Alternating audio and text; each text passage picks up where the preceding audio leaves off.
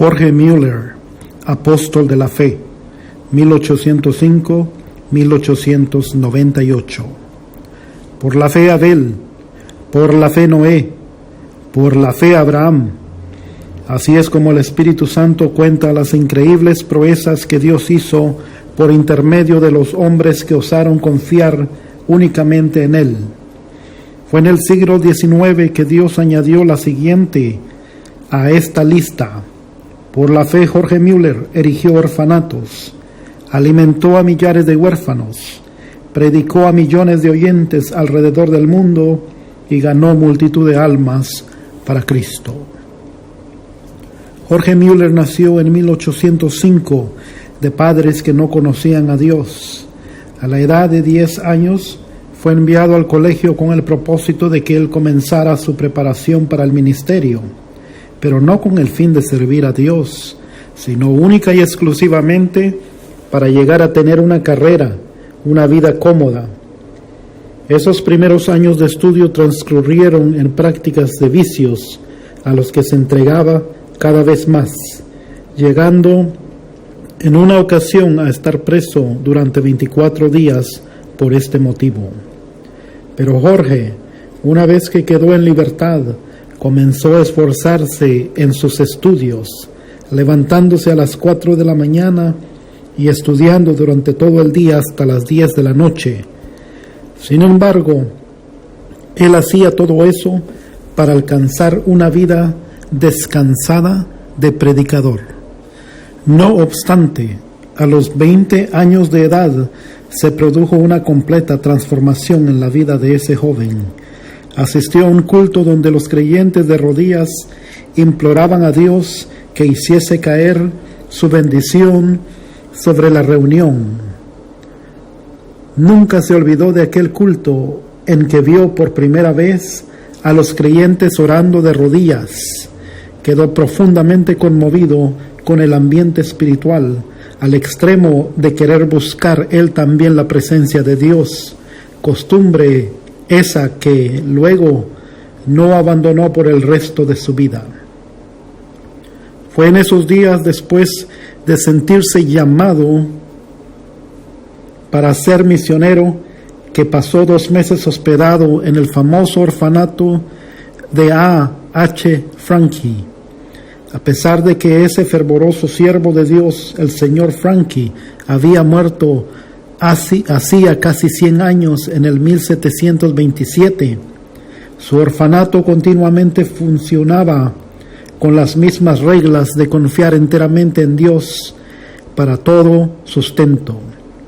Más o menos al mismo tiempo en que Jorge Müller se hospedó en el orfanato, un cierto dentista, el señor Graves, abandonó sus actividades que le daban un salario de $7,500 al año a fin de hacerse misionero en Persia, confiando solamente en las promesas de Dios para la provisión de todo su sustento.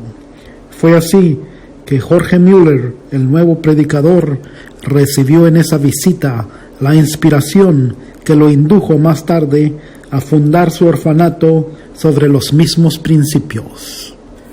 Inmediatamente después de abandonar su vida de vicios para dedicarse a Dios, Müller llegó a reconocer el error, más o menos universal, de leer mucho acerca de la Biblia y casi nada de la Biblia. Ese libro pasó a ser la fuente de toda su inspiración y el secreto de su maravilloso crecimiento espiritual. Él mismo escribió: "El Señor me ayudó a abandonar los comentarios y a usar la simple lectura de la palabra de Dios hecha con meditación.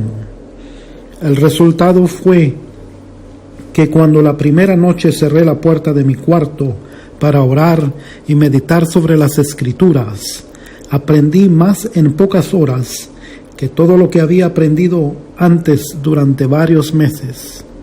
Y añadió: "La mayor diferencia, sin embargo, fue que recibí de esa manera la verdadera fuerza para mi propia alma".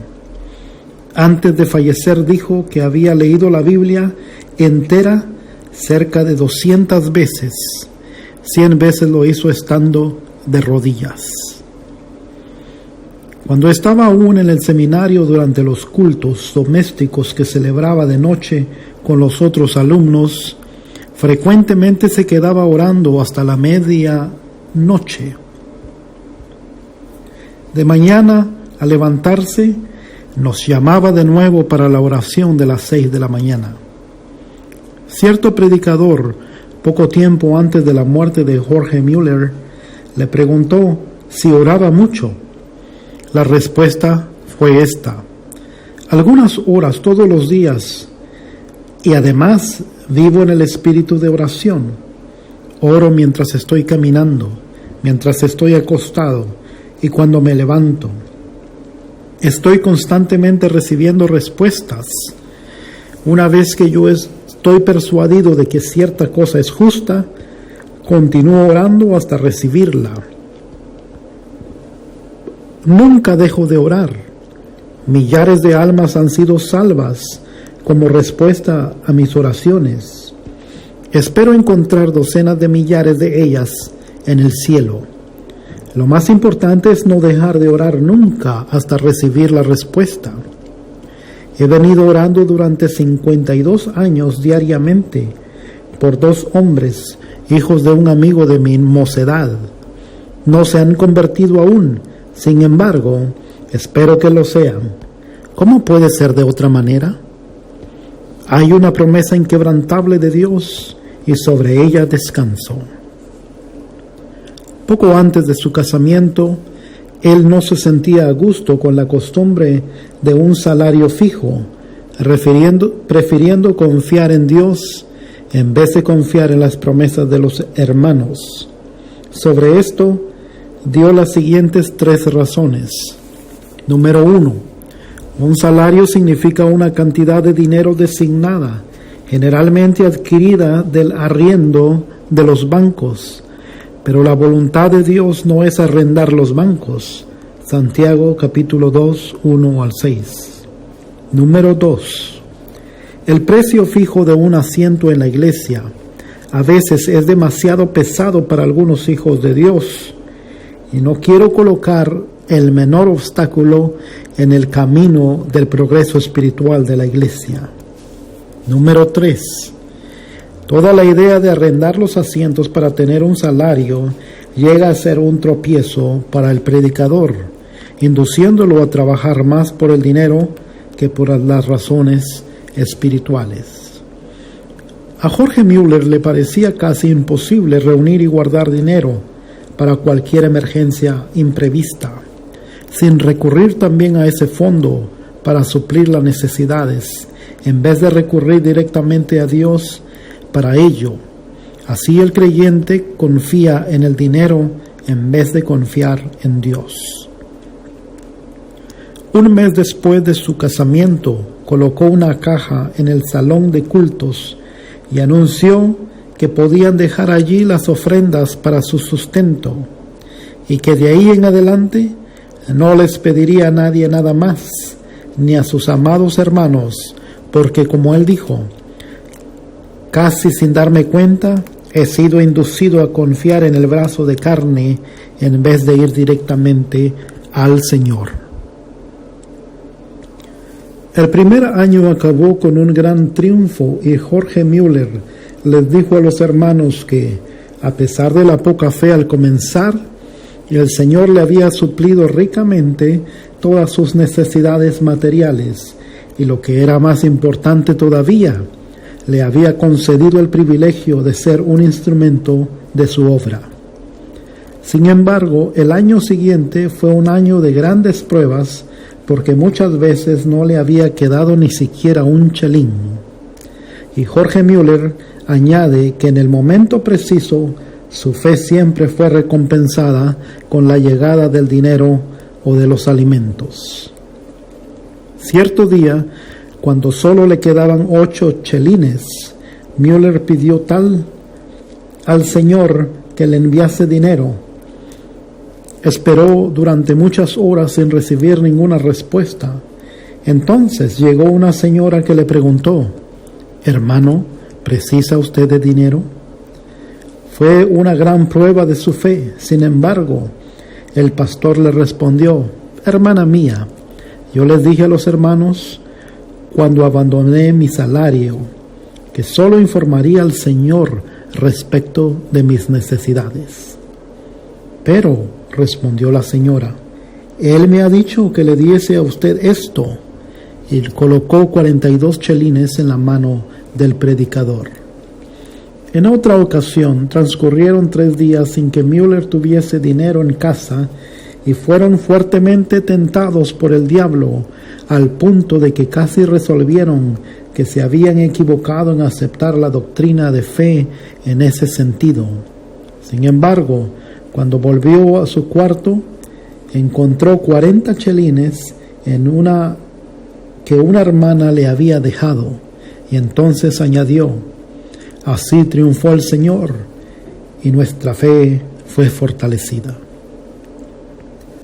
Antes de finalizar ese año, se quedaron otra vez totalmente sin dinero. Un día en que tenía que pagar el alquiler, pidieron a Dios que les enviase el dinero, y el dinero les fue enviado. En esa ocasión, Jorge Müller formuló para sí la siguiente regla, de la cual nunca jamás se desvió: no nos endeudaremos porque hemos visto que tal cosa no es bíblica. Romanos 13:8. Y así no tendremos cuentas que pagar, solamente compraremos con el dinero de la mano. Así siempre sabremos cuánto poseemos realmente y cuánto es lo que tenemos derecho de dar.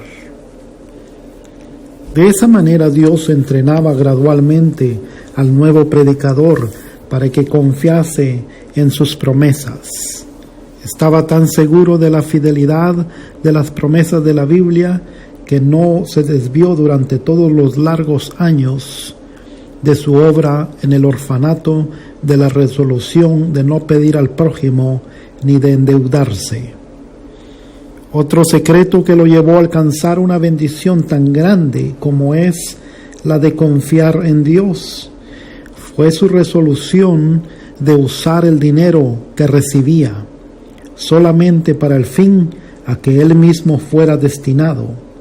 De esta regla tampoco se desvió nunca, ni siquiera para tomar prestado de tales fondos, a pesar de hallarse millares de veces frente a las mayores necesidades.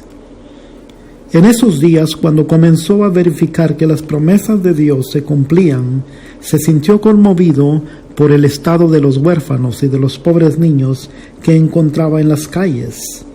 Reunió a algunos de esos niños para que desayunasen con él a las 8 de la mañana y después les enseñaba las Escrituras durante 1 hora y media. La obra aumentó rápidamente. Mientras más crecía el número de niños que venían a su mesa para comer, más era el dinero que recibía para alimentarlos, hasta el punto que se encontró cuidando de 30 a 40 personas. Al mismo tiempo, Jorge Müller fundó la Junta para el Conocimiento de las Escrituras en el país y en el extranjero. El fin era: 1. Auxiliar a las escuelas bíblicas y a las escuelas dominales. 2. Divulgar las Escrituras. Y 3. Aumentar la obra misionera. No es necesario añadir que todo eso se hizo con las mismas resoluciones de no endeudarse por ningún motivo, sino siempre pedir a Dios en secreto. Cierta noche, cuando él leía la Biblia, se quedó profundamente impresionado con las palabras: abre tu boca y yo la llenaré. Salmo 81:10. Se sintió llevado a predicar estas palabras al orfanato, siéndole dada la fe para pedir al Señor que enviase 1,000 libras esterlinas. También pidió a Dios que levantase hermanos con las aptitudes necesarias para cuidar de los niños. Desde aquel momento, ese texto del Salmo 81 le sirvió como lema, y la promesa se convirtió en un poder que determinó todo el curso de su vida futura. Dios no demoró mucho en dar su aprobación para que arrendase una casa para los huérfanos. Apenas 2 días después de haber comenzado a pedir, él escribió en su diario lo siguiente: hoy recibí el primer chelín para la casa de los huérfanos. 4 días después recibió la primera contribución de muebles, un armario, guardarropa, y una hermana le ofreció prestar sus servicios para cuidar de los huérfanos. Jorge Müller escribió ese día que estaba muy alegre y que confiaba en que el Señor le completaría todo lo demás. Al día siguiente, Müller escribió una carta con estas palabras: por la presente le ofrecemos nuestro servicio para la obra del orfanato. Si es que usted cree que tenemos las aptitudes necesarias para tal fin, también le ofrecemos todos los muebles, etcétera, que el Señor nos ha dado. Haremos todo esto sin pretender ninguna retribución económica, creyendo que si es la voluntad de Dios usarnos, Él se encargará de suplir todas nuestras necesidades. Desde aquel día, nunca faltaron en el orfanato auxiliares alegres y dedicados, a pesar de que la obra aumentó mucho más rápido de lo que Müller esperaba. Fue 3 meses después de que Jorge Müller consiguió alquilar una casa grande y anunció la fecha de la inauguración del orfanato para el sexo femenino. El día de la inauguración, sin embargo, tuvo la gran desilusión de comprobar que no se había recibido ninguna huérfana. Solamente después que llegó a su casa se acordó de que no las había pedido. Aquella noche se postró rogando a Dios lo que anhelaba. Obtuvo la victoria de nuevo, pues vino una huérfana al día siguiente, y luego 42 pidieron su admisión antes que el mes terminase, y ya había 26 en el orfanato. Durante el año hubo grandes y repetidas pruebas de fe. Por ejemplo, se lee en su diario lo siguiente: sintiendo una gran necesidad ayer por la mañana, fui guiado a pedir con insistencia a Dios, y como respuesta por la tarde un hermano me dio 10 libras esterlinas.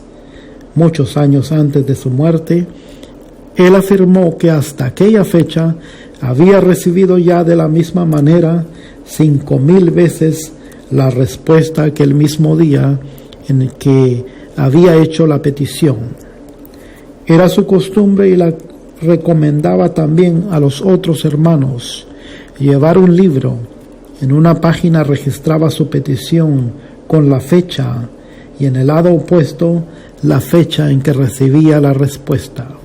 De esa manera fue inducido a esperar respuestas concretas a sus peticiones, y no había duda acerca de esas respuestas.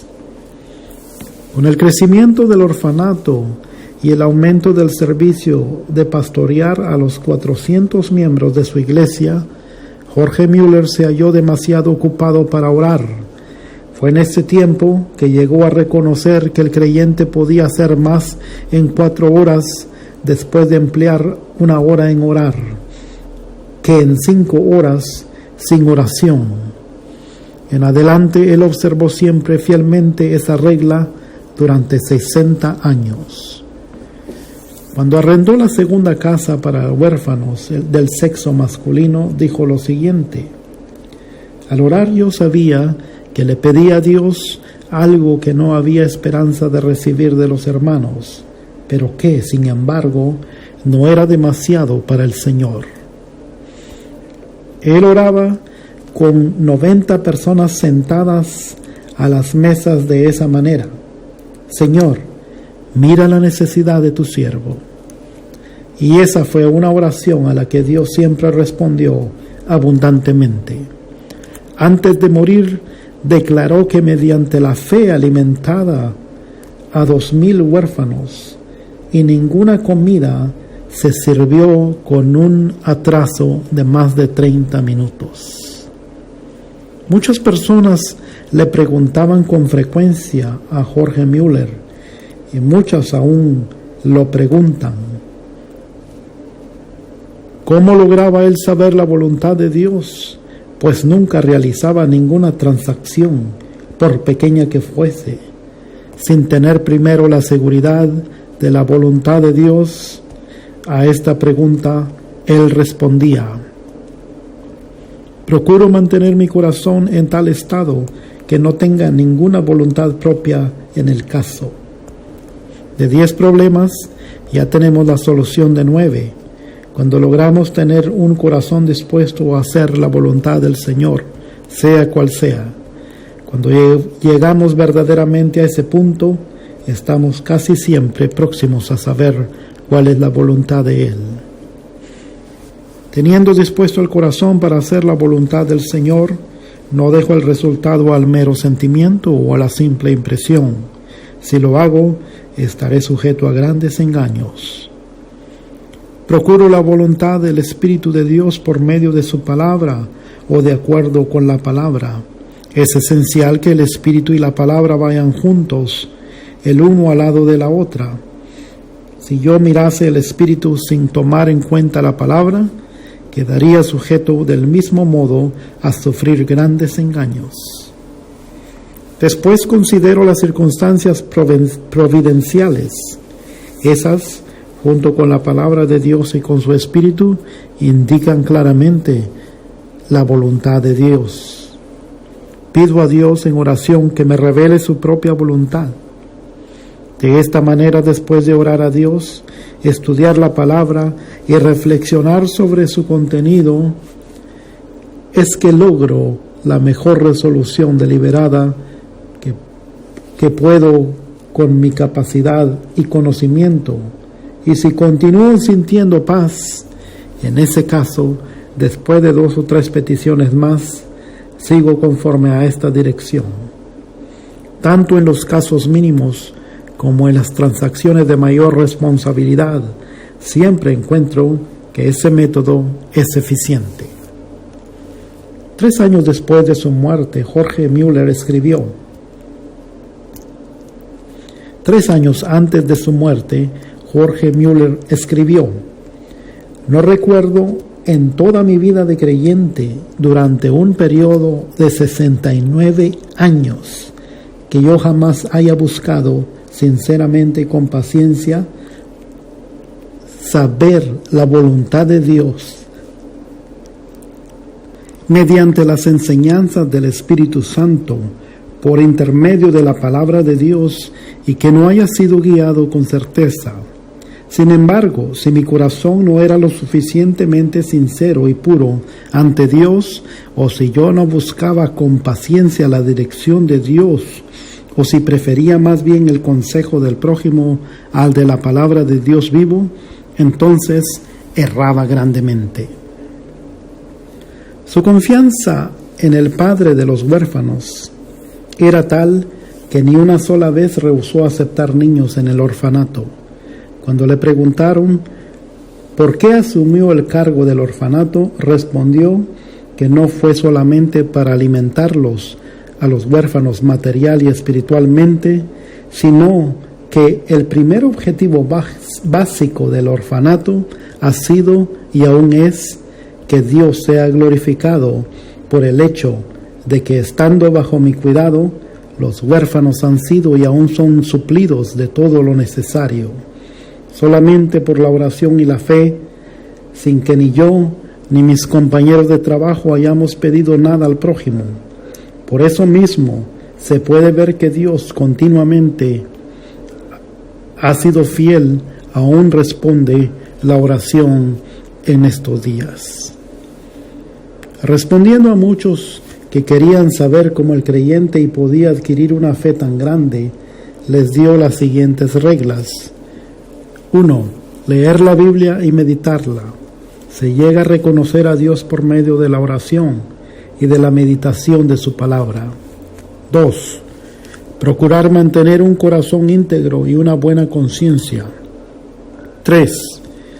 Si deseamos que nuestra fe crezca, no debemos evitar aquello que la pruebe y por medio de lo cual ella sea fortalecida. Además, para que nuestra fe se fortalezca, es necesario que dejemos que Dios actúe por nosotros al llegar la hora de la prueba y no procuremos nuestra propia liberación. Si el creyente desea poseer una fe grande, debe dar tiempo para que Dios trabaje. Los 5 edificios construidos de piedra labrada y situados en Ashley Hill, Bristol, Inglaterra, con sus 1,700 ventanas y espacio suficiente para acomodar a más de 2,000 personas, son testigos fieles de esa gran fe sobre la cual él se expresó. Debemos recordar que por cada una de esas dádivas Jorge Mueller luchó en oración para conseguirlas una a una de las manos de Dios. Oró con un fin seguro y con perseverancia, y Dios respondió con el mismo grado definitivo. Son de Jorge Mueller estas palabras: muchas y repetidas veces me he encontrado en situaciones en que no tenía más recursos. No solamente había que alimentar a 2,100 personas diariamente, sino también había que conseguir todo lo necesario para suplir lo demás. Y todos los fondos estaban agotados. Había 189 misioneros que sustentar, sin tener cosa alguna, cerca de 100 escuelas, con más o menos 9,000 alumnos, y sin tener a la mano nada con qué proveerlos. Casi 4 millones de tratados para distribuir, y todo el dinero se había acabado. Cierta vez el doctor A.T. Pierson fue huésped de Jorge Mueller en su orfanato. Una noche después que todos se habían acostado, Mueller lo llamó para que viniese a orar, diciéndole que en la casa no había nada para comer. El doctor Pierson quiso recordarle que los comercios estaban cerrados, pero Mueller lo sabía perfectamente.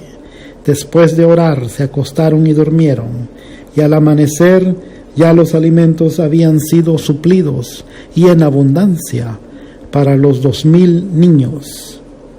Ni el doctor Pierson ni Jorge Mueller llegaron a saber nunca cómo esos alimentos habían sido enviados.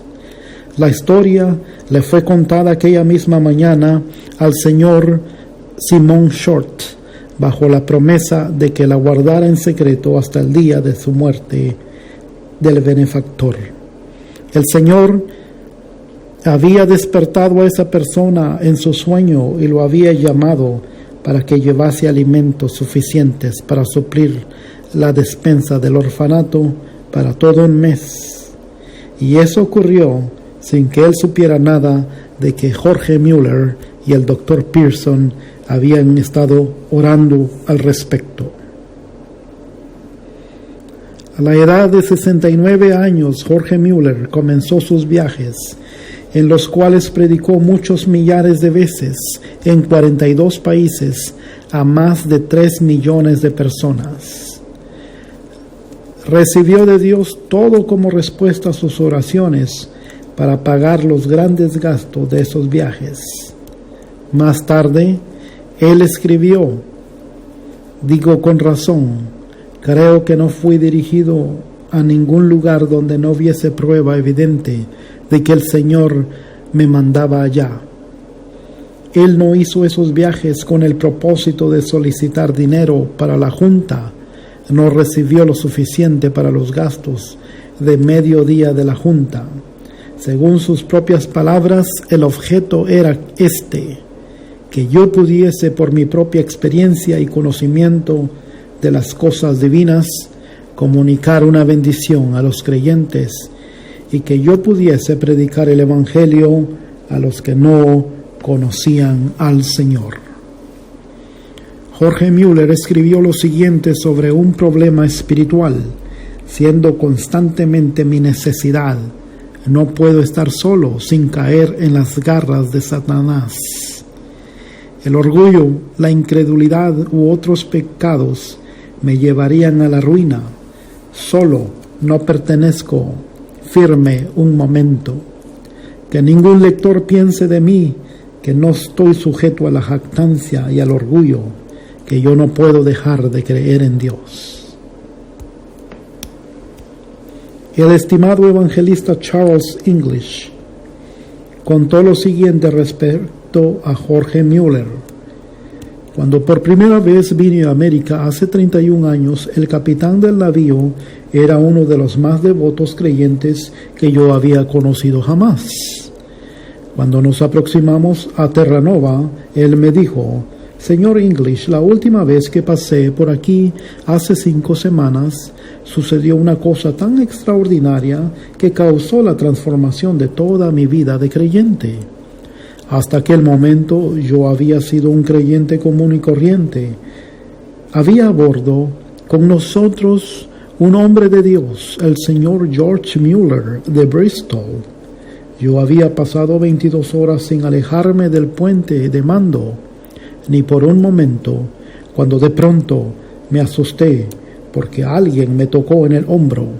Era el señor Jorge Müller. «Capitán», me dijo él, «vine a decirle que yo tengo que estar en Quebec el sábado por la tarde». Era miércoles. «Es imposible», le contesté. «Pues bien, si su navío no puede llevarme, Dios encontrará otro medio de transporte. Durante 57 años nunca dejé de estar en el lugar a la hora que me había comprometido», respondió el señor Müller. «Tendría muchísimo placer en ayudarlo, pero ¿qué puedo hacer? No hay medios», le dije yo. «Entremos aquí para orar», respondió el señor Müller. Miré a aquel hombre y me dije a mí mismo: ¿de qué casa de locos se habrá escapado este? Nunca había oído hablar de una cosa semejante. Entonces le dije yo: «Señor Müller, ¿sabe usted cómo está espesa esta neblina?» Él me respondió: «No, mis ojos no están viendo la neblina, sino que están viendo al Dios vivo, el cual gobierna todas las circunstancias de mi vida». Cayó de rodillas y oró en la forma más simple. Yo pensé: esa es una oración como la de un niño que no tiene más de 8 o 9 años. Fue más o menos así que él oró: «Oh Señor, si es tu voluntad, retira esta neblina en 5 minutos. Tú sabes que me he comprometido a estar en Quebec el sábado. Creo que esa es tu voluntad». Cuando acabó, yo también quise orar, pero él me puso la mano sobre mi hombro y me pidió que no lo hiciese, diciendo: «Primero, usted no cree en Dios, que Dios lo haría. Y segundo, yo creo que Él ya lo hizo. No hay ninguna necesidad de que usted ore con el mismo fin». Miré al señor Müller, quien continuó diciendo: «Capitán, conozco a mi señor desde hace 57 años y no ha habido un solo día en que yo no haya tenido audiencia con el rey. Levántese, capitán, abra la puerta y verá que la neblina ya desapareció». Me levanté y en efecto la neblina ya había desaparecido. El sábado por la tarde, Jorge Müller estaba en Quebec, como él lo deseaba. Para ayudarlo a llevar la pesada carga de los orfelinatos y apropiarse de las promesas de Dios mediante la oración, estuvo siempre al lado de Jorge Müller su fiel esposa, que lo acompañó durante casi 40 años. Cuando ella falleció, muchos millares de personas asistieron a su entierro, entre las cuales se contaban cerca de 1,200 huérfanos que podían caminar. Él mismo, fortalecido por el Señor conforme confesó, dirigió los cultos fúnebres en el templo y en el cementerio. A la edad de 66 años se casó por segunda vez. Luego, a la edad de 90 años, predicó el sermón fúnebre de su segunda esposa, como lo hiciera a la muerte de su primera esposa. Una persona que asistió a este entierro se expresó de la siguiente manera: tuve el privilegio el viernes de asistir al entierro de la señora de Müller y presenciar un culto sencillo, que tal vez ha sido el único en la historia del mundo. Aquí, un venerable patriarca presidía el culto entero. A la edad de 90 años permanecía todavía lleno de aquella enorme fe que lo ha habilitado para alcanzar tanto y que lo ha sustentado en emergencias, problemas y trabajos durante una larga vida.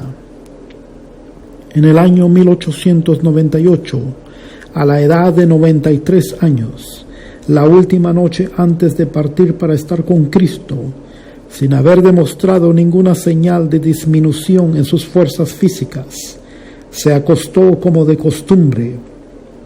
A la mañana del día siguiente fue llamado, según la expresión de un amigo, al recibir las noticias que así explican la partida. Querido anciano Müller, desapareció de nuestro medio para irse al hogar celestial, cuando el maestro le abrió la puerta y lo llamó tiernamente diciéndole: ven.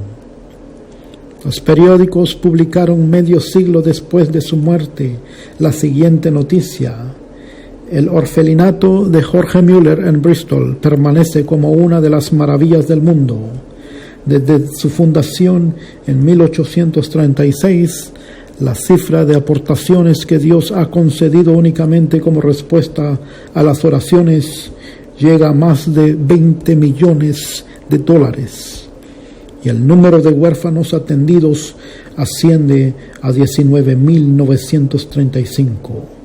A pesar de que los vidrios de cerca de 400 ventanas se quebraron recientemente por las bombas en la Segunda Guerra Mundial, ningún niño ni ningún auxiliar resultaron heridos.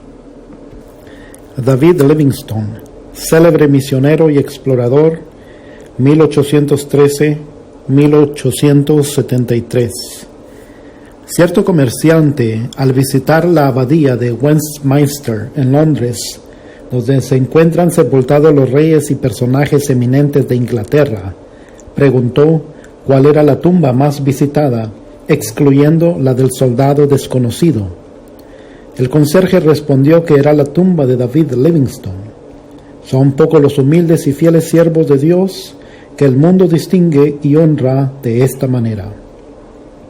Se cuenta que en Glasgow, después de haber pasado 16 años de su vida en el África, Livingstone fue invitado a pronunciar un discurso ante el cuerpo estudiantil de la universidad.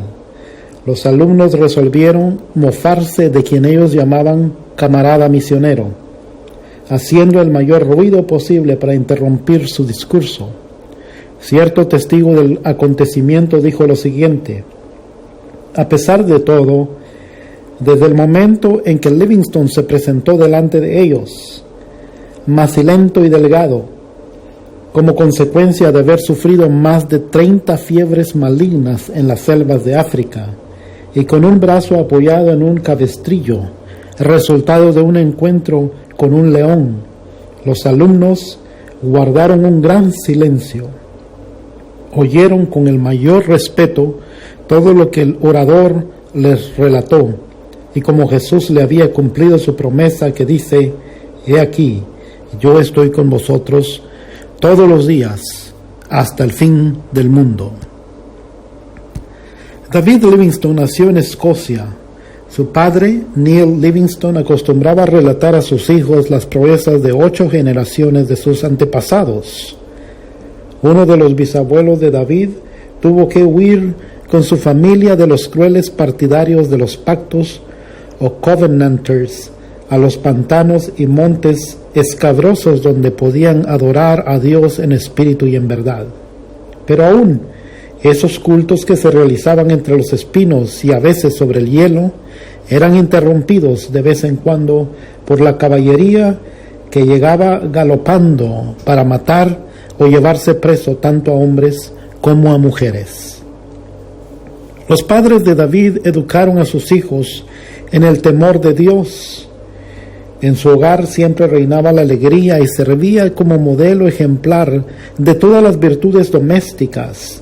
No se perdía una sola hora de los 7 días de la semana, y el domingo era esperado y honrado como un día de descanso.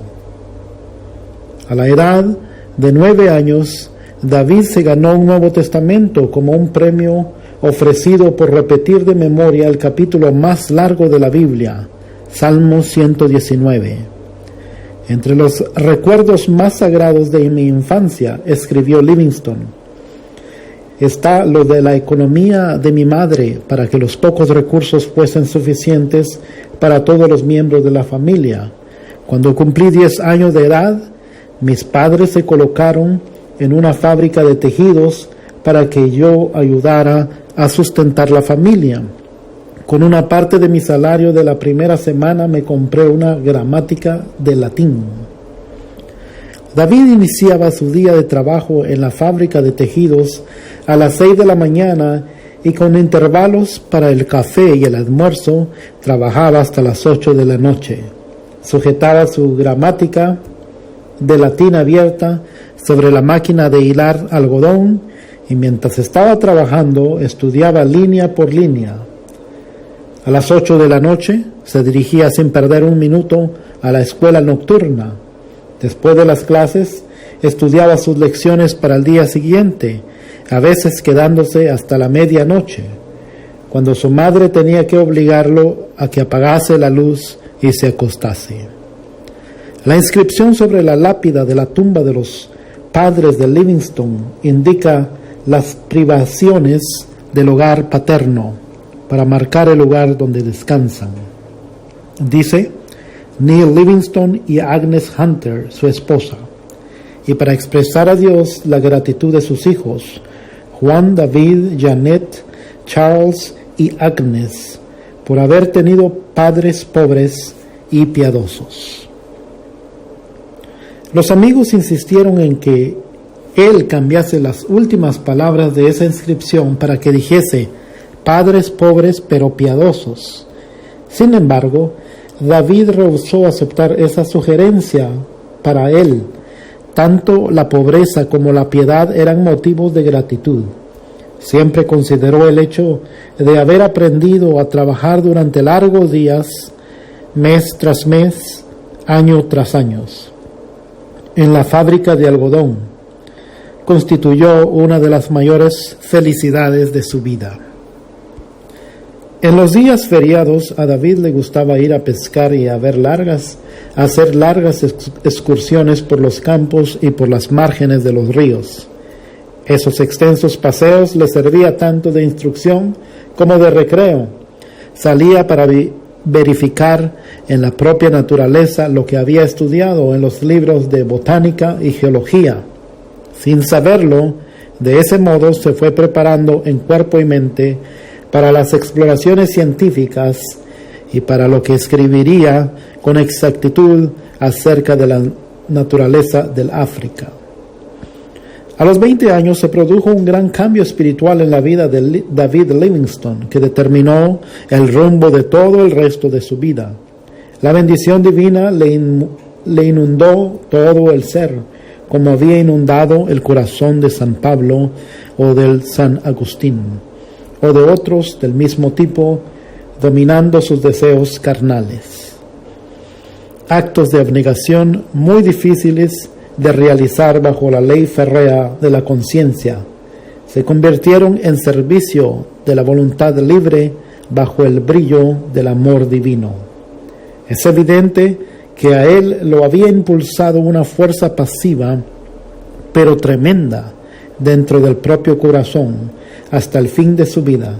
El amor que había comenzado a conmoverlo en la casa paterna continuó inspirándolo durante todos los largos y pesados viajes que realizó por el África y lo llevó a arrodillarse a medianoche en el rancho en Yala, en donde su espíritu, mientras aún oraba, regresó a su Dios y Salvador.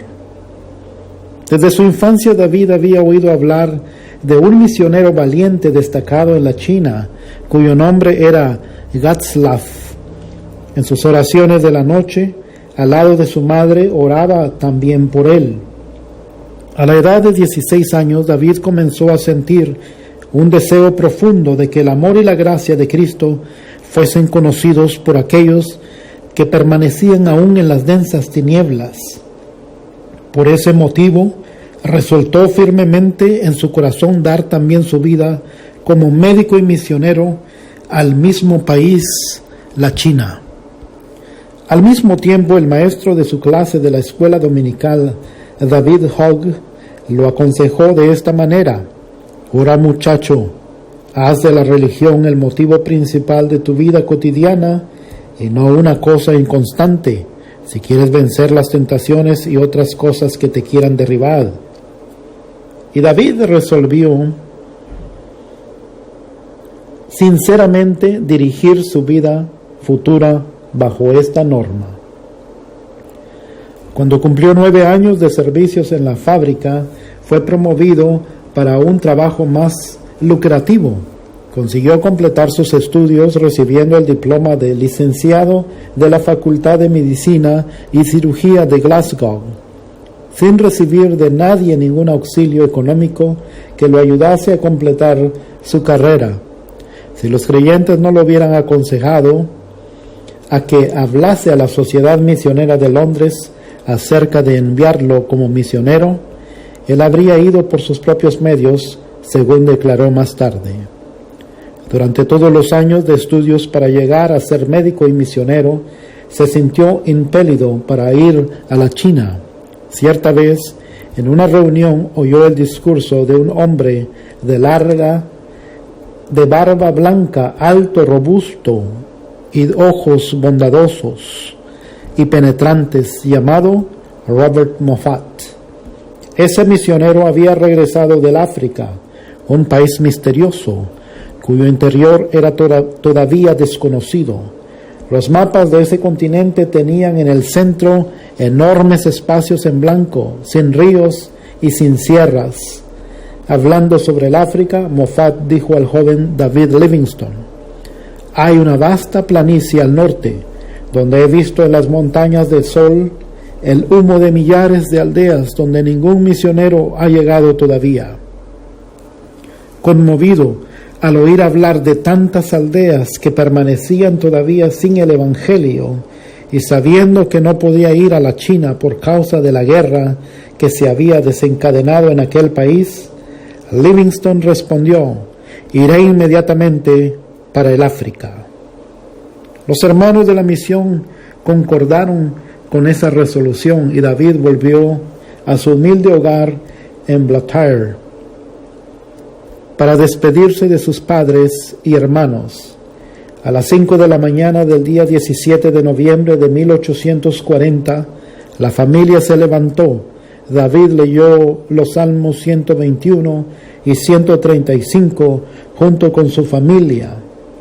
Las siguientes palabras quedaron impresas en su corazón y lo fortalecieron para resistir el calor y los peligros durante los largos años que pasó después en el África. El sol no te fatigará de día, ni la luna de noche.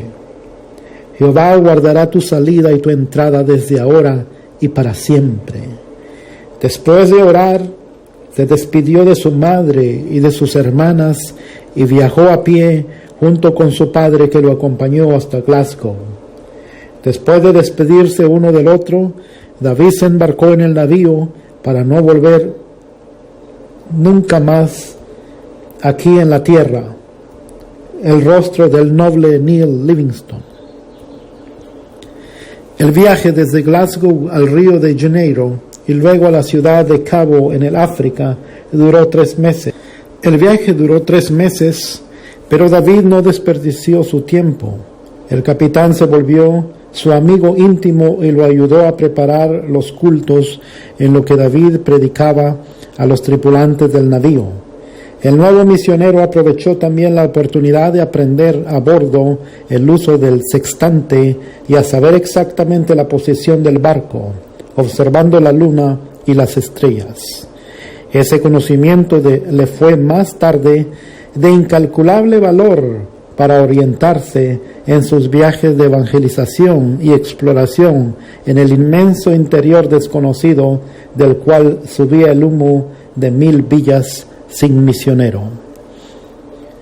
Desde Ciudad del Cabo, el viaje de 190 leguas, que son 1058 kilómetros, lo hizo a tropezones en un carro de buey, traqueteando a través de campos incultos. El viaje duró 2 meses hasta llegar a Kuruma, donde debía esperar el regreso de Robert Moffat. Deseaba establecer en un lugar que estuviese situado a 50 o 60 leguas, que son 280 o 330 kilómetros, más al norte de cualquier otro en que existiese ya una obra misionera. A fin de aprender la lengua y las costumbres del pueblo, nuestro explorador empleaba su tiempo viajando y viviendo entre los indígenas. Su buey de transporte se pasaba la noche amarrado mientras él se sentaba con los africanos alrededor del fuego, oyendo las leyendas de sus héroes. Livingstone, por su parte, les contaba las preciosas y verdaderas historias de Belén, de Galilea y de la cruz.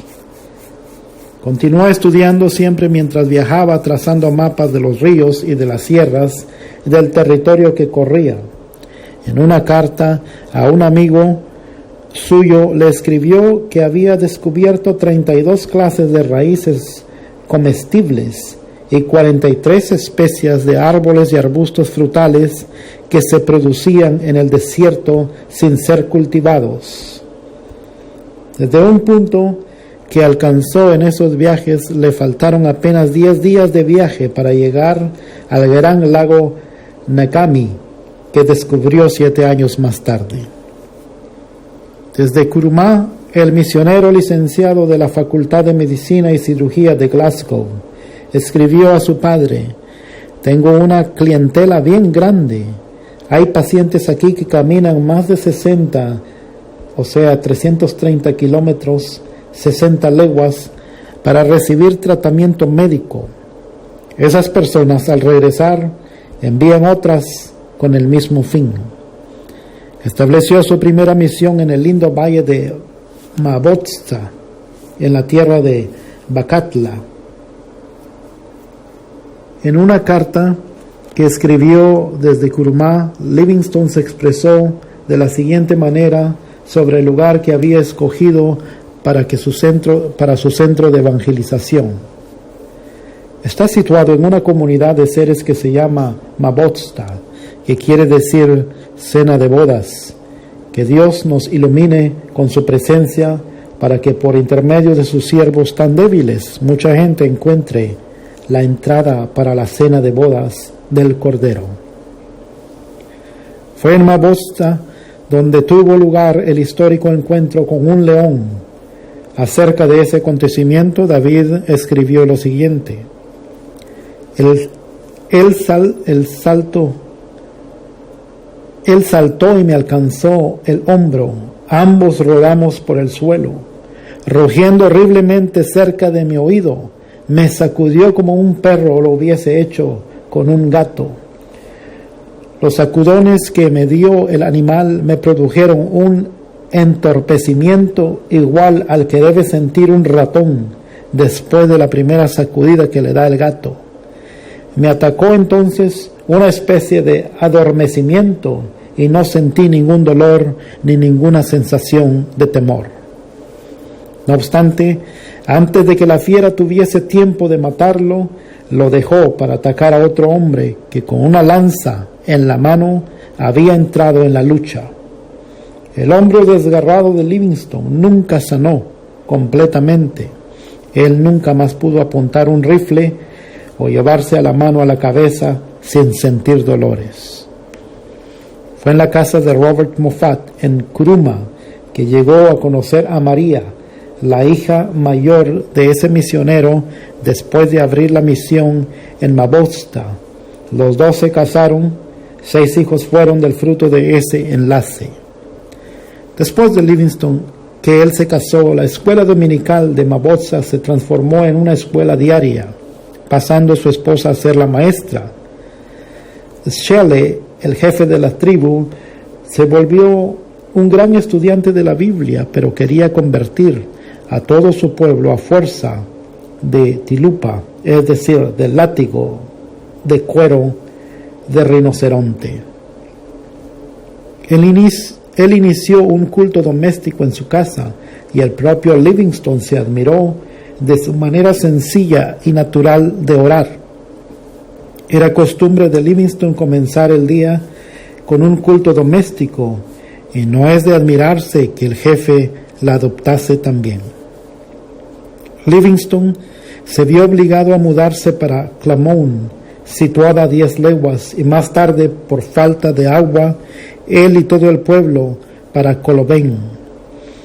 Fue en ese último lugar que el jefe de la tribu construyó una casa para los cultos, y Livingstone construyó, con gran sacrificio de dinero y mucho trabajo, su tercera casa de residencia. En esa casa vivió durante 5 años y nunca más consiguió fijar residencia en otro lugar de la tierra. Acerca del trabajo en ese lugar se expresó así: aquí tenemos un campo sumamente difícil de cultivar. Si no confiásemos en que el Espíritu Santo obra en nosotros, desistiéramos en desesperanza. A través del desierto de Kalari llegaron rumores de un inmenso lago y de un lugar llamado Humaso Ruidoso, el cual se creía que era una gran catarata de agua. Las sequías lo oprimían tanto en Colobane que Livingstone resolvió hacer un viaje de exploración para encontrar un lugar más apropiado para establecer su misión. Así fue como el 1 de julio de 1849, David Livingstone, junto con el jefe de la tribu, sus guerreros, 3 hombres blancos y su propia familia, salieron para atravesar el gran desierto de Kalari. El guía del grupo, Romotobi, conocía el secreto de subsistir en el desierto cavando con las manos y chupando el agua de debajo de la arena mediante una caña sorbedora. Después de viajar durante muchos días, llegaron al río Souga. Al preguntarles a los indígenas, ellos les informaron que el río tenía su naciente en una tierra de ríos y bosques. Livingstone quedó convencido de que el interior del África no era un gran desierto como el mundo de entonces suponía, y su corazón ardía con el deseo de encontrar una vía fluvial para que otros misioneros pudiesen ir y penetrar el interior del continente con el mensaje de Cristo. Las perspectivas, escribió él, de encontrar un río que diese entrada a una vasta, populosa y desconocida región fue creciendo constantemente. Desde entonces creció tanto que cuando por fin llegamos al gran lago, era importante descubrimiento en sí mismo nos pareció de poca importancia. Fue el 1 de agosto de 1849 que el grupo llegó al lago Nagami. Era un lago tan grande que desde una orilla no se podía ver la orilla opuesta.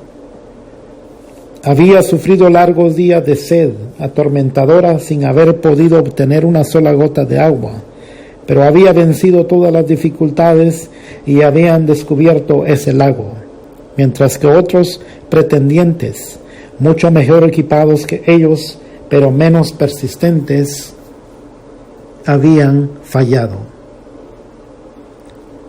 Las noticias de este descubrimiento fueron comunicadas a la Real Sociedad Geográfica, la cual le concedió una hermosa recompensa de 25 guineas por haber descubierto una tierra importante, un importante río y un enorme lago. El grupo tuvo que volver a Colobane. Sin embargo, algunos meses después, inició un nuevo viaje para el lago Nagami. No quería separarse de su familia y la llevó en un carro tirado por bueyes, pero al llegar al río Souga, sus hijos fueron atacados por la fiebre y tuvo que volver con la familia. le nació una hija, la cual murió luego de fiebre. Con todo, Livingstone permaneció más firme que nunca en su resolución de encontrar un camino para llevar el Evangelio al interior del continente africano. Después de descansar durante algunos meses con su familia en la casa de su suegro en Kuruma, salieron con el propósito de encontrar un lugar saludable donde pudiese establecer una misión más al interior. Fue en ese viaje en junio de 1851 que descubrió el río más grande de África Oriental, el Zambeze, el río del que el mundo de entonces nunca había oído hablar. En un párrafo que escribió Livingstone se descubre algo de lo que había sufrido durante esos viajes.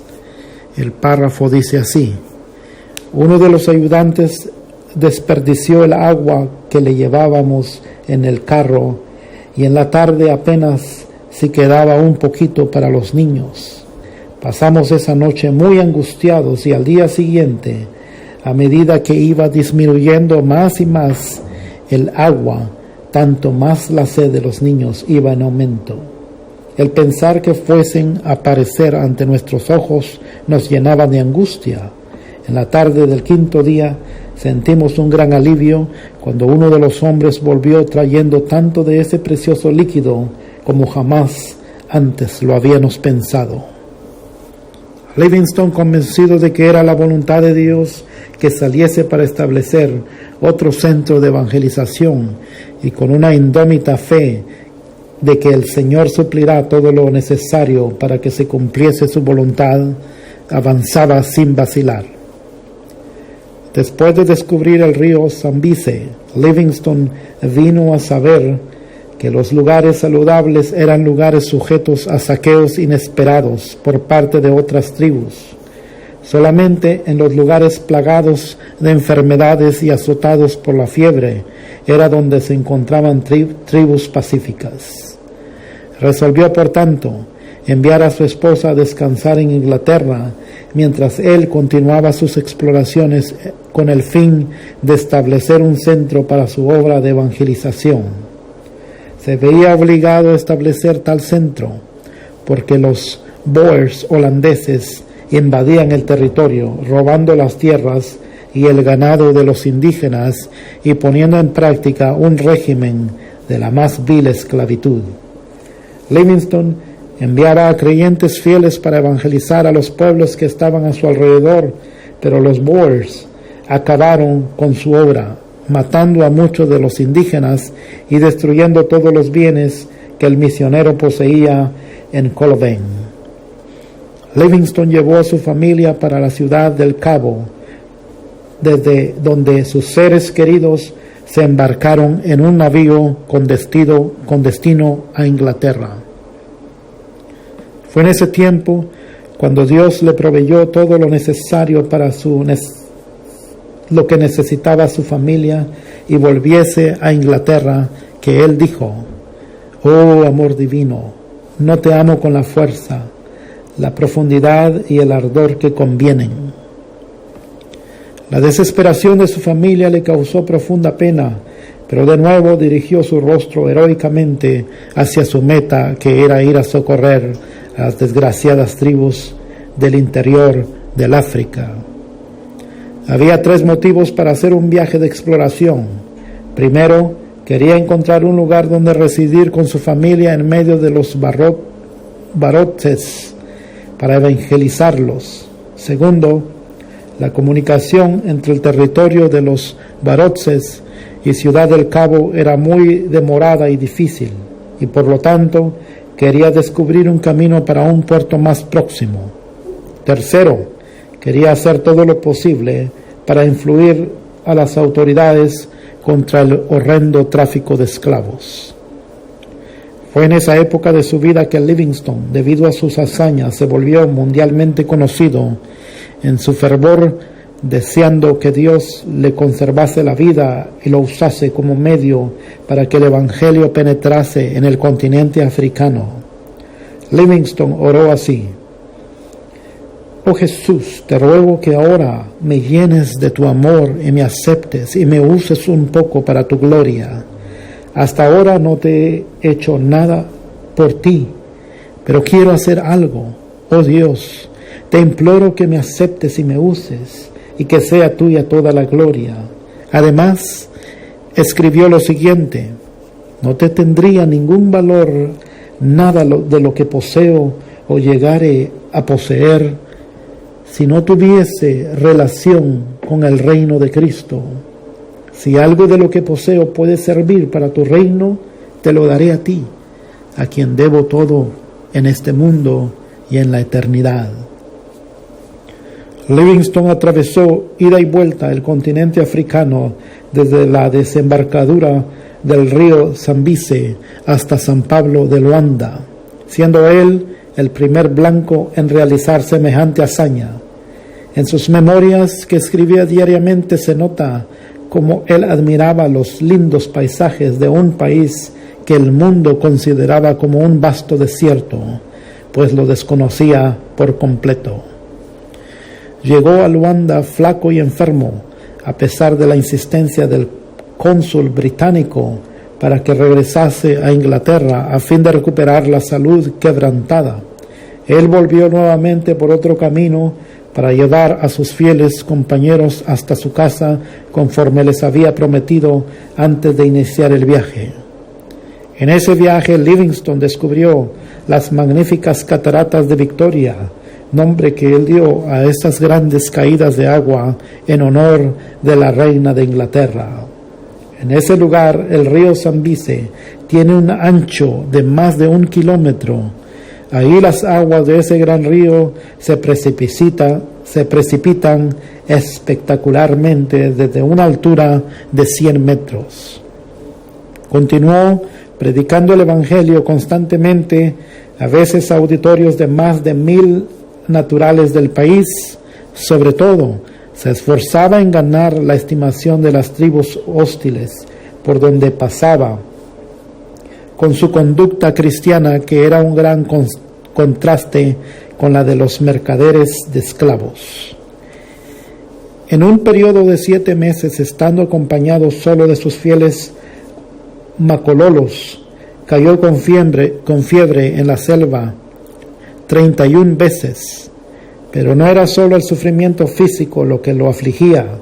Sus cartas revelaban su angustia moral al ver los horrores del pueblo africano masacrado y arrebatado de sus hogares, conducido como ganado para ser vendido en el mercado. Desde un lugar alto a donde subió, contó 17 aldeas en llamas, incendiadas por esos nefandos mercaderes de seres humanos. Prometió a su esposa que se reuniría con su familia después de 2 años, pero transcurrieron 4 años y medio antes que ella recibiese alguna noticia de él. Por fin, después de una ausencia de 17 años de su patria, regresó a Inglaterra, volvió a la civilización y a reunirse con su familia, como quien vuelve de la muerte. Antes de desembarcar, supo que su querido padre había fallecido. En toda la historia de David Livingstone no se encuentra un acontecimiento más conmovedor que su encuentro con su esposa y sus hijos. En Inglaterra fue aclamado y honrado como un heroico y descubridor y gran benefactor de la humanidad.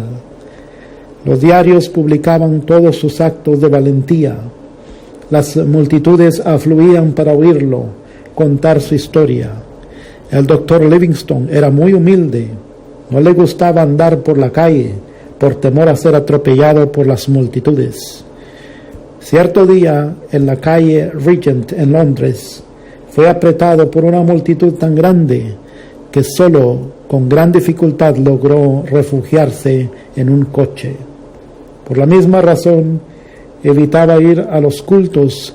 Cierta vez deseó de asistir al culto. Mi padre lo persuadió a ocupar un asiento debajo de la galería en un lugar no visible para el auditorio, pero fue descubierto y la gente pasó por encima de los bancos para rodearlo y estrecharle la mano. Una de las muchas cosas que llevó a efecto mientras permaneció en Inglaterra fue la de escribir su libro Viajes Misioneros, obra que alcanzó una enorme circulación y produjo más de interés sobre la cuestión africana que cualquier otro acontecimiento anterior. En el mes de marzo de 1858, a la edad de 46 años, Livingstone, acompañado de su esposa y el hijo menor Osvaldo, se embarcaron nuevamente para el África, dejando a los dos en casa de su suegro, el misionero Moffat. Livingstone continuó sus viajes. En el año siguiente descubrió el lago Nyassa. Recibió también una carta de su esposa desde la casa de los padres de ella en Kuruma, informándole el nacimiento de una nueva hija. Hacía casi un año, solo entonces pudo su padre conocer el acontecimiento. Realizó exploración de los ríos Zambezi, Tete y Shiré y la del lago Nyassa, con el propósito de saber cuáles eran los puntos más estratégicos para la evangelización, y luego enviaron misioneros desde Inglaterra para que ocupasen esos lugares. En 1862, su esposa se reunió con él de nuevo y lo acompañó en sus viajes, pero 3 meses después falleció, víctima de fiebre, y fue enterrada en una ladera verdaderamente verdeante en las márgenes del río Zambezi. En su diario, Livingstone escribió al respecto de esta manera: la lloré porque merece mis lágrimas. La amé cuando nos casamos, y cuanto más tiempo vivíamos juntos, tanto más la amaba. Que Dios tenga piedad de nuestros hijos. Uno de los mayores obstáculos que Livingstone enfrentó en su obra misionera fue el terror de los indígenas al ver un rostro de hombre blanco, las aldeas enteras en ruinas, fugitivos escondiéndose en los campos de hierba alta, sin tener nada para comer, centenares de esqueletos y cadáveres insepultos, caravanas de hombres y mujeres esposados a los troncos asegurados al cuello, eran conducidos a los puertos. Es difícil concebir la magnitud de la desolación creada por los hombres crueles que participaban del tráfico de la esclavitud. Esos hombres procuraban también, con odio cruel y arte diabólica, acabar con la obra de Livingstone. Finalmente consiguieron, por medio de la policía de su país, inducir a Inglaterra a que lo llamase de regreso a su tierra. Fue así como Livingstone llegó de nuevo a su patria después de una ausencia de cerca de 8 años.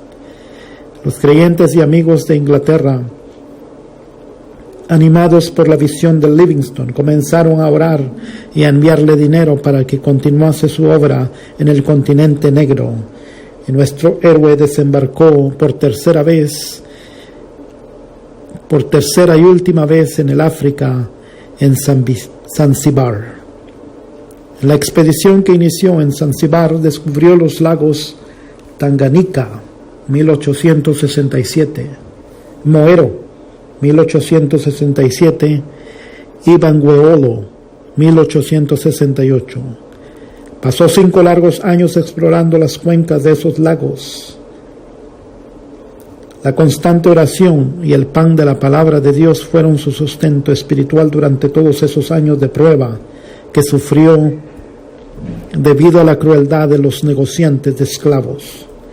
Resolvió entonces hacer todo lo posible para descubrir la cabecera del río Nilo y resolver un problema que durante millares de años se había burlado de los geógrafos. Sabía que si descubriese el nacimiento del famoso Nilo, el mundo le daría oídos acerca de la llaga abierta que tenía el África con el comercio de los esclavos. Es interesante conocer lo que él escribió. Él dijo: el mundo cree que yo busco fama, sin embargo, yo tengo una regla, es decir, no leo nada sobre los elogios que me hacen. Él sabía que al acabarse la esclavitud, el continente se abriría para dejar entrar el Evangelio.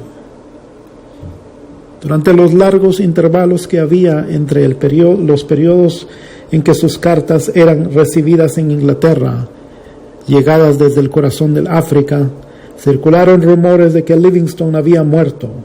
No eran solamente los hombres que traficaban con esclavos los que querían matarlo, sino también muchos de los propios naturales que no creían que existiera un hombre blanco que fuese amigo de verdad. Él mismo contó muchos hechos relacionados con las celadas que le prepararon en la tierra de Maniwema para matarlo. En ese lugar él escribió en su diario lo siguiente: leí toda la Biblia 4 veces mientras estuve en Maniwema. En la soledad encontró un gran alivio en las Escrituras. Reconocía siempre la posibilidad de perecer en manos de los enemigos, pero siempre respondía así a la insistencia de los amigos.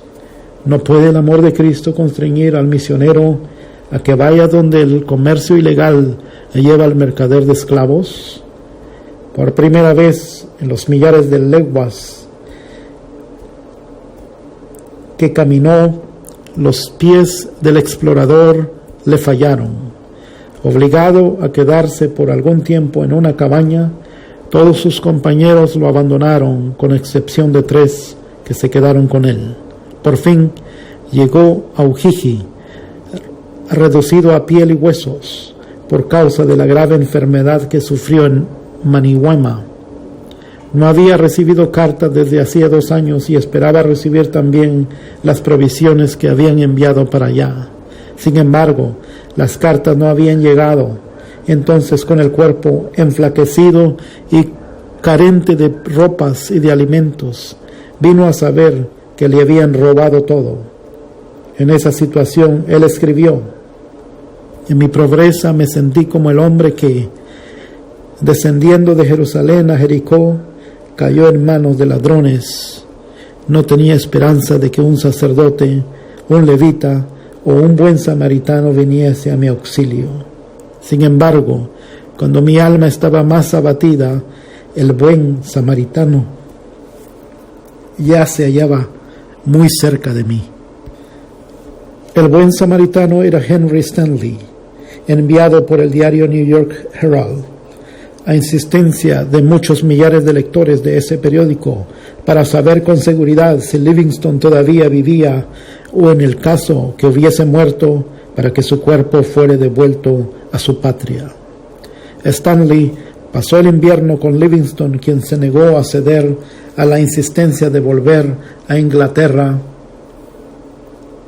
Podía volver y descansar entre amigos con toda comodidad, pero prefirió quedarse y realizar su anhelo de abrir el continente africano al Evangelio.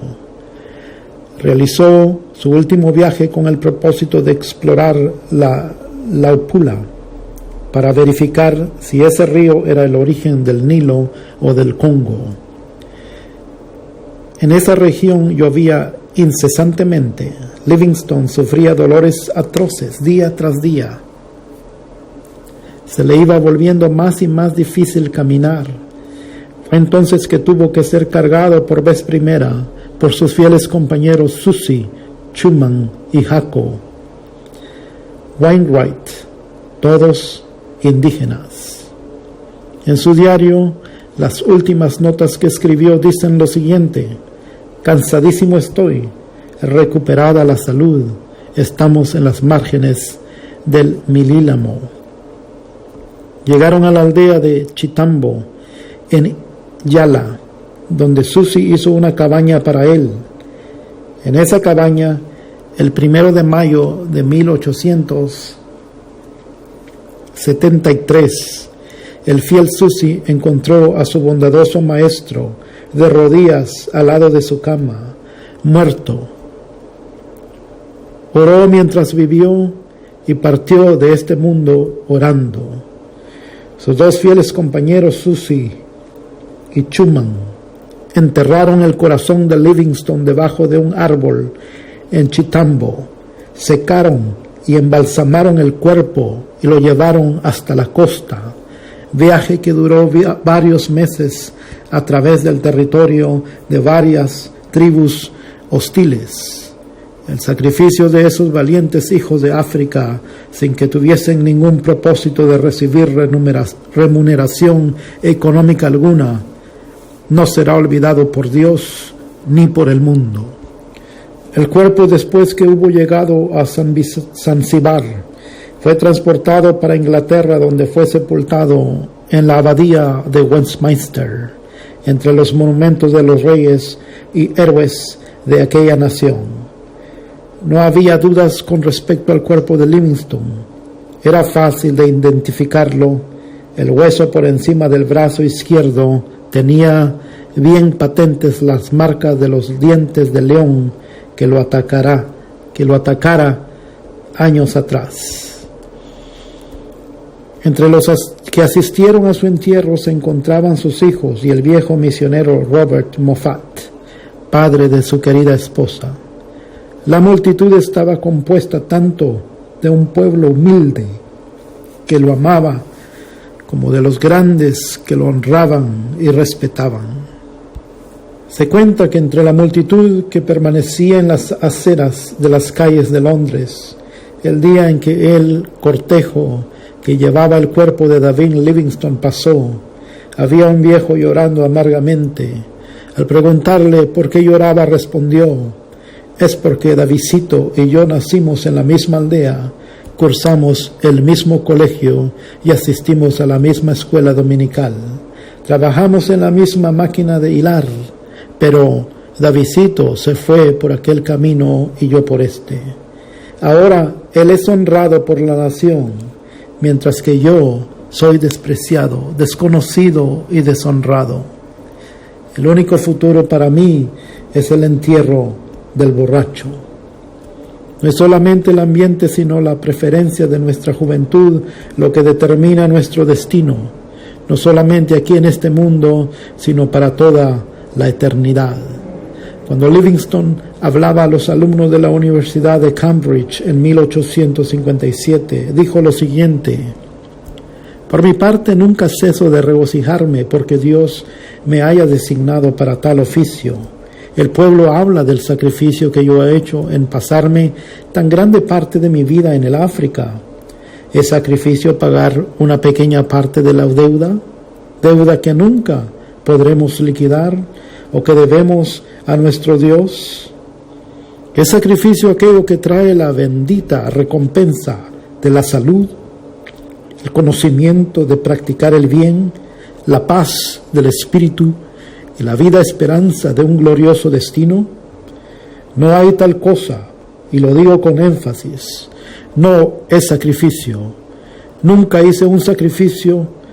No debemos hablar de sacrificio si recordamos el gran sacrificio que hizo aquel que descendió del trono de su Padre, de allá de las alturas, para entregarse por nosotros. Si Livingstone no se hubiese enfermado, habría descubierto la cabecera del Nilo. Durante los 30 años que pasó en el África, nunca se olvidó del propósito que tenía de llevar a Cristo a los pueblos de ese oscuro continente. Todos los viajes que realizó eran viajes misioneros. Grabadas en su tumba se encuentran leer estas palabras: el corazón de Livingstone permanece en el África. Su cuerpo descansa en Inglaterra, pero su influencia continúa. Pero grabadas en la historia de la Iglesia de Cristo están los grandes éxitos alcanzados en el África durante un periodo de más de 75 años después de su muerte.